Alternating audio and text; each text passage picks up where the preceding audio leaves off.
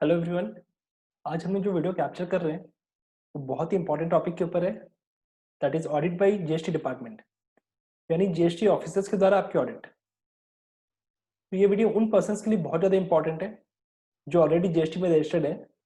सो आइए देखते हैं डिपार्टमेंट आपकी ऑडिट कैसे करते हैं और आपसे क्या क्या डॉक्यूमेंट की मांग कर सकते हैं।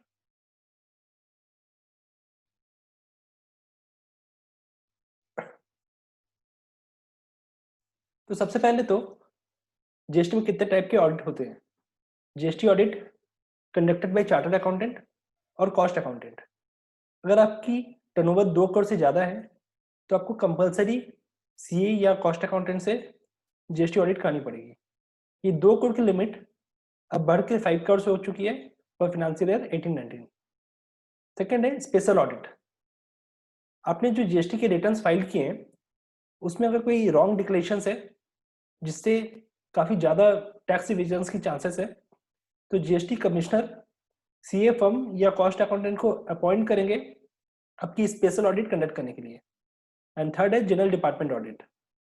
आपकी रिटर्न्स में अगर कोई मिस्टेक है जिससे टैक्स इवेजन्स की चांसेस है तो डिपार्टमेंट आपकी जनरल डिपार्टमेंटल ऑडिट करेंगे। तो ये ऑडिट होगी कहाँ पे? डिपार्टमेंट ने असेसिस को 3 ग्रुप में डिवाइड किया है।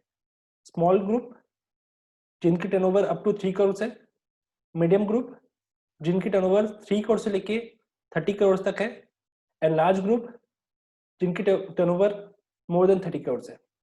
स्मॉल ग्रुप वाले जो एसएससीज है उनको डिपार्टमेंट में अपने डॉक्यूमेंट के साथ ऑफिसर्स के पास जाना पड़ेगा और वहीं पे उनकी ऑडिट कंडक्ट होगी।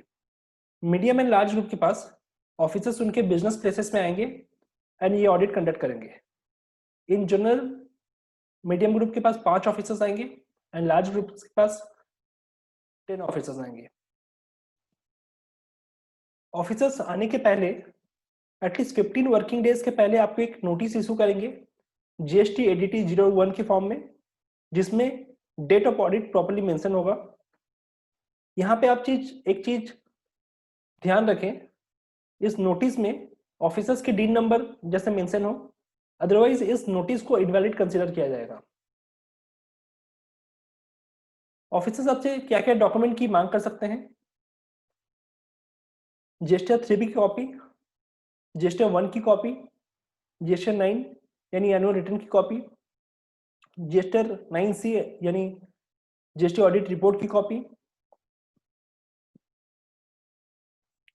अगर आपने फाइनेंशियल ईयर 17-18 में अगर कोई ट्रांजिशनल इनपुट क्लेम किया है तो उस ट्रांजिशनल इनपुट रिलेटेड ट्रान 1, ट्रान 2, ट्रान 3 की कॉपी, उस ट्रांजिशनल इनपुट रिलेटेड जितने भी इन्वॉइसेस हैं उस इन्वॉइसेस की कॉपी, ट्रांजिशनल इनपुट रिलेटेड जो भी स्टॉक था आपने स्टॉक को कब सेल आउट किया उसकी डिटेल्स, एंड साथ ही साथ उसकी ट्रान 2 कब फाइल किया आपने उसकी डिटेल्स भी ऑफिसर्स को आपको प्रोवाइड करनी पड़ेगी।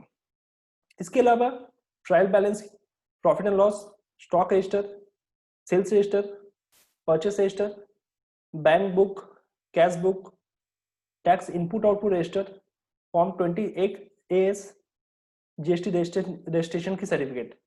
जीएसटी रजिस्ट्रेशन में ऑफिसर्स चेक करेंगे अगर आपकी कोई गोडाउन या ब्रांचेस हैं तो आपने प्रॉपर्ली डिस्क्लोज किया है कि नहीं।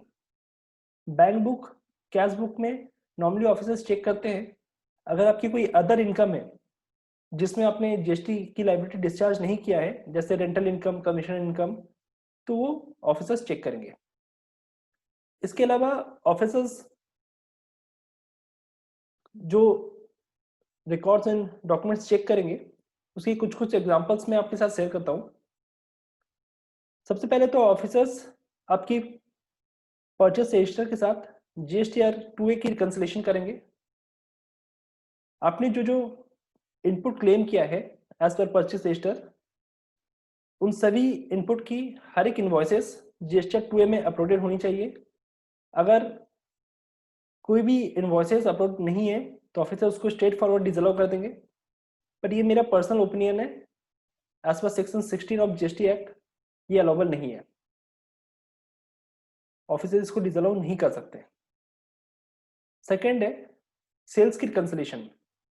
आपकी sales as per audited financial statement and sales as per GST portal दोनों टैली होनी चाहिए। Taxable goods and non taxable goods दोनों आपकी as per audited financial statement and GST portal दोनों मैच होनी चाहिए। सेकेंड है, थर्ड है, अगर आपने फाइनेंशियल 17-18 में ऐसे कोई एक्सपेंसेस बुक किए हैं जिनमें आरसीएम की लायबिलिटी है, जैसे ट्रांसपोर्टेशन एक्सपेंसेस, एडवोकेट फीस, तो उनकी डिटेल्स ऑफिसर्स चेक करेंगे। इसके अलावा अगर ऐसे कोई क्रेडिटर्स है जिनको 180 डेज के अबव पेमेंट नहीं हुआ है, तो उनकी इनपुट भी ऑफिसर्स रिवर्स करवाएंगे। एंड और एक पॉइंट है, अगर आपकी रिटर्न्स ड्यू डेट में फाइल नहीं हुई है और आपकी कोई टैक्स लायबिलिटी थी, तो उसकी इंटरेस्ट आपने प्रॉपर्ली पेमेंट किया है कि नहीं, वो भी ऑफिसर्स चेक करेंगे। इसके अलावा भी ऑफिसर्स बहुत कुछ ऐसा है जो चेक करते हैं। ये कुछ एग्जांपल्स थे। ऑफिसर्स आपके डॉक्यूमेंट्स एंड रिकॉर्ड्स वेरीफाई करने के बाद आपको एक स्पॉट मेमो इशू करेंगे एंड आपको एक रिप्लाई का अपॉर्चुनिटी दिया जाएगा। आपके रिप्लाई के बाद ऑफिसर्स अपने फाइंडिंग्स एंड ऑब्जर्वेशंस को कंक्लूड करेंगे, एक final order register edited to issue करेंगे आपको। अगर ऑफिसर्स के ऑर्डर में आपके अगेंस्ट में कोई भी लायबिलिटी या इंटरेस्ट की लायबिलिटी या इनपुट रिवर्सल की कोई भी लायबिलिटी आपके अगेंस्ट में अगर जनरेट होती है, तो आपके लायबिलिटी के अगेंस्ट में 15% पेनल्टी एंड 18 से 24% तक इंटरेस्ट भी इनिशिएट किया जाएगा। यहाँ पे एक सजेशन है, अगर आपकी कोई ऐसी लायबिलिटी है जिसको अभी तक आपने डिस्क्लोज नहीं किया है, तो आप उसे वॉलेंटरी बेसिस में डिस्क्लोज कर दीजिए और उस लायबिलिटी को पेमेंट कर दीजिए, तो एटलीस्ट आपके ऊपर 15% पेनल्टी इनिशिएट नहीं किया जाएगा। ये पूरी ऑडिट ऑफिसर्स 3 मंथ्स के अंदर कंप्लीट करेंगे। 3 मंथ्स काउंट होगा जिस दिन से ऑडिट स्टार्ट हुई है आपकी, यानी जिस दिन फर्स्ट टाइम ऑफिसर्स आपके बिजनेस प्लेस में विजिट किए हैं, उस दिन से ये 3 मंथ्स काउंट होगा और ये 6 मंथ्स तक फर्दर एक्सटेंड हो सकता है with prior approval of GST commissioner. तो आई होप ये वीडियो आपको अपने जीएसटी ऑडिट में हेल्प करे। अगर आपकी इस टॉपिक रिलेटेड कोई भी क्वेरी है तो प्लीज कमेंट करें। I will be happy to help you. Thanks for watching. Thank you very much.